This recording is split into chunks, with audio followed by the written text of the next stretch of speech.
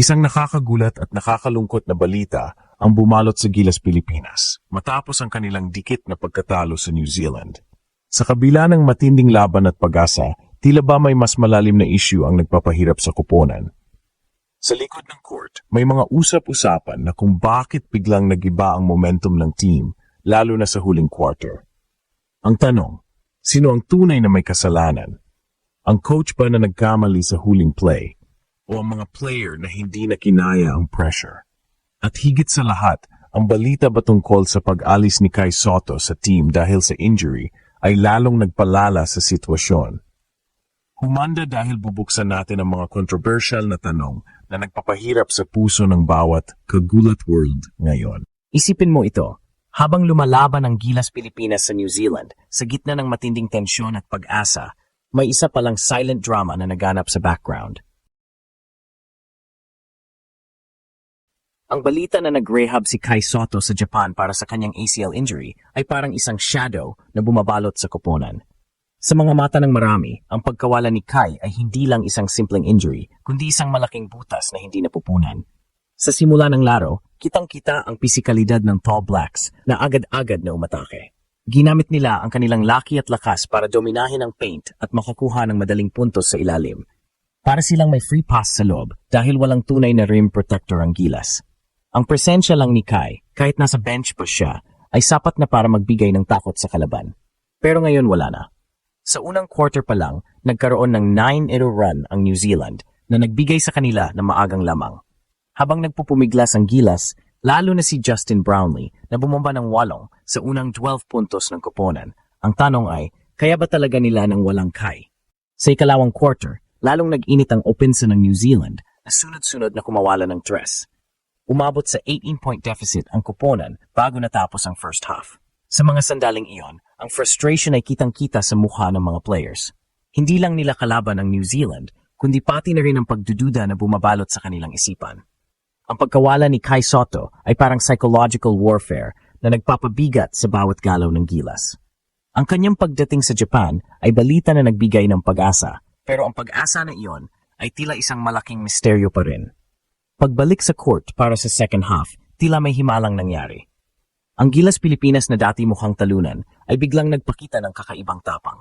Ang halftime break ay tila naging turning point at ang dating 14-point deficit ay unti-unting lumiit. Agad na nagliyab ang tandem ni na Justin Brownlee at Dwight Ramos na sinimula ng third quarter na may malakas na 9-0 run. Humigpit ang depensa ng Gilas at biglang nanlamig ang red-hot shooting ng New Zealand. Ang bawat rebound ay pinag-aagawan at ang bawat possession ay parang ginto. Naramdaman ng buong Pilipinas ang momentum shift na ito na nagbalik ng pag-asa. Sa huling bahagi ng third quarter, nagpakitang Gilas si Brownlee, bumumba ng isang booming 3 na nagpaliit sa lamang ng New Zealand sa 4 na puntos, 68-64. Nagtapos ang quarter sa 74-68, pabor pa rin sa Tall Blacks, pero ang dating laking lamang ay naging manageable na. Pero sa kabila ng matinding comeback na ito, may isang katanungan na hindi masagot. Bakit hindi ito nasustina?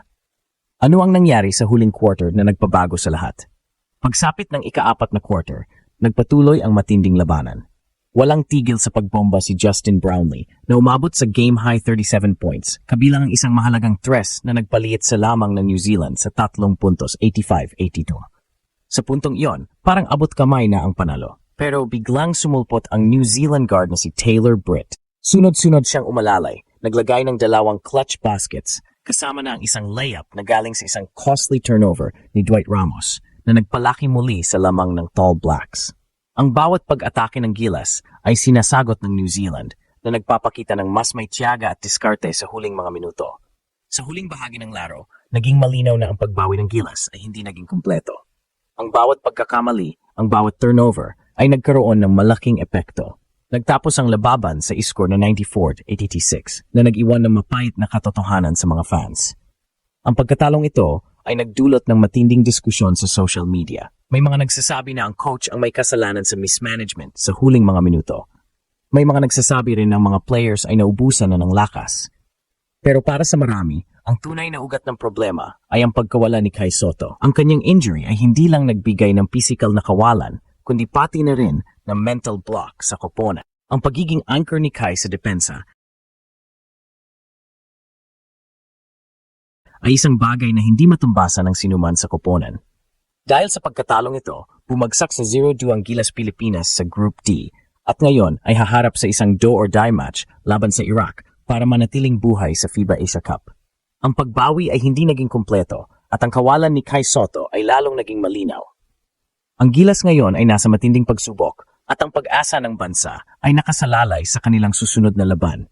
Ang kanilang kuwento ay hindi pa tapos, pero sa ngayon, nababalot ito sa drama at kontrobersya. Ano ang mangyayari sa susunod na laro?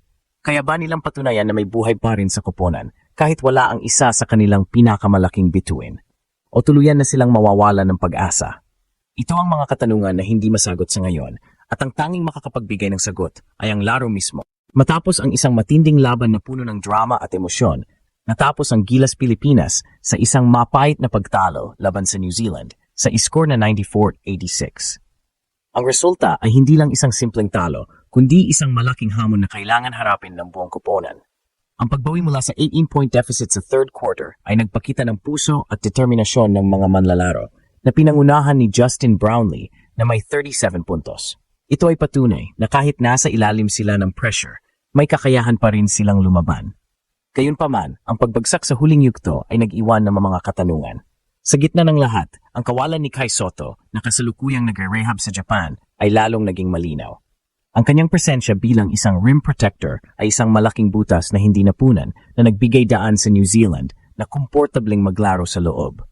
Ang mga costly turnovers at ang paghina ng depensa sa huling mga minuto ay nagpatunay na ang Gilas ay hindi pa ganap na handa para sa mga matitinding laban ng walang kanilang star center. Ngayong nirodu na ang koponan sa FIBA Asia Cup, ang kanilang susunod na laro laban sa Iraq ay isang do-or-die na sitwasyon. Ang laban na ito ay hindi lang para sa panalo, kundi para patunayan na may buhay basketball sa Gilas Pilipinas kahit sa gitna ng matinding hamon. Ito ang oras para ipamalas ng mga manlalaro ang kanilang katagan at pagkakaisa. Ang kuwento ng Gilas ay hindi pa tapos at ang pag-asa ng buong bayan ay nananatiling buhay. Ang bawat tagahanga ay naghihintay, nagdarasal at naniniwalang kaya nilang bumangon mula sa pagbagsak na ito. Sa kabilang banda, patuloy ang mga usap-usapan sa NBA. Maraming teams ang naghahanda para sa nalalapit na season. Ang mga trade rumors at free agency signings ay nagbibigay ng excitement sa mga fans. Ang NBA ay isang mundo kung saan ang bawat team ay gumagawa ng paraan para palakasin ang kanilang roster. Ang mga balitang ito ay nagpapakita na ang basketball ay hindi lang sa court natatapos, kundi pati na rin sa labas. At sa ngayon, parang mas marami pang ang drama sa labas ng court kaysa sa mismong laro.